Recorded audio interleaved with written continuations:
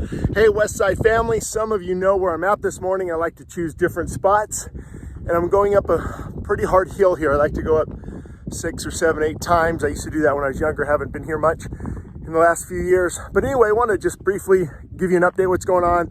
I know I mentioned some of the posts or different things, that it can take a while to certify the votes, they have up to a month. But I think with what they're calling a landslide, and let me dissect this for a minute. Was there shenanigans? A lot of things going on. I believe absolutely so. I mean, there obviously is with elections, but to the degree that it happened with millions of votes, I'm not sure they're going to find that many votes, number one. Number two, it could be that California is liberal. We sometimes live in a bubble. Hope you hear me, it's windy. We live in a bubble, so we surround ourselves with people who enjoy our bubble, but we don't realize that like 70 or 80% of big counties, San Diego County, Los Angeles County, San Francisco County, all voted against the recall. And so once you don't get over that 51%, you don't get a recall. And then it doesn't matter who's on the ballot. So, boy, a lot of thoughts here. I see there's posts right now, real estate agents fleeing California. Call me. Don't flee because of this.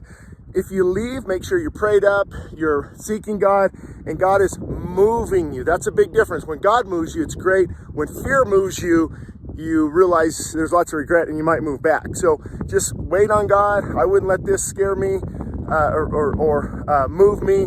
But here's the thing. How long have I been saying this? We are angry, but not broken.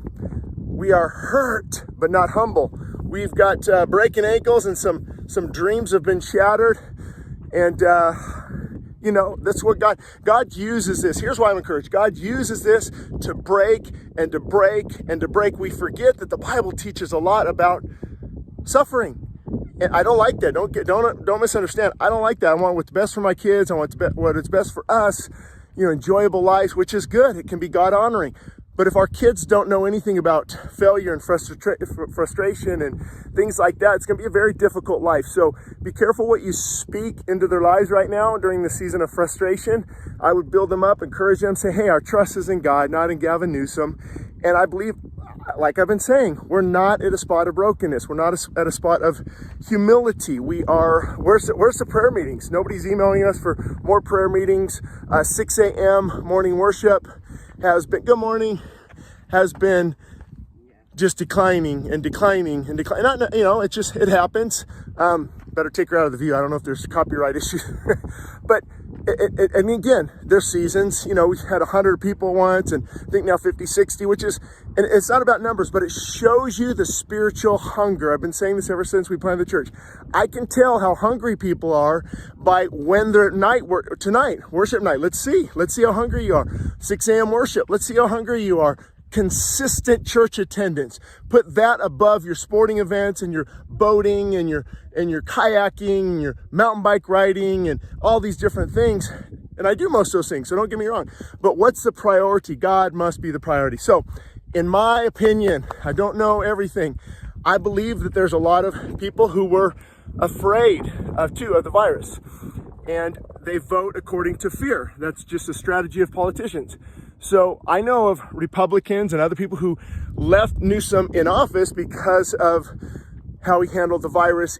They believe in a good way. Stop it, close down, stay at home. 15 days to curb it, turned into 500, but let's not go there. So that's what happened. I believe fear, and people just voted according to fear. I do believe there was cheating shenanigans, but I don't believe it was to the magnitude of where it's going to reset or redo the election. He won by, according to numbers, millions of votes. And now, do I believe the numbers? Not necessarily, but I don't think millions of votes were transferred. Now, boy, wouldn't that be great if I was proved wrong? Wouldn't that be awesome? But just the same way with Trump, I said this is the same thing, lost some friends over it. God is refining the church, and until we understand that, it's going to be a difficult journey. God is breaking us, humbling us. Take your trust away from men and get your face plant it on the floor before me, start praying and worshiping me, then I will hear the prayers of my people. When you turn from your sin, not stay caught in it and continue in it and put God on the back burner. So let this be an encouragement. I hope to see more people tonight at our Wednesday nights and our worship mornings. The 26th is a live worship. We're going to be on fire for God. We're going to go services every night the last week in October. Maybe more if God directs. We're getting hungry for God. So don't let this turn you into a bitter, angry, resentful person. Let it, okay, Lord, break me. And then from that could come tremendous joy. And if you start to feel, bad about the situation, just focus on what Christians are going through in Afghanistan. That will change your view very quickly.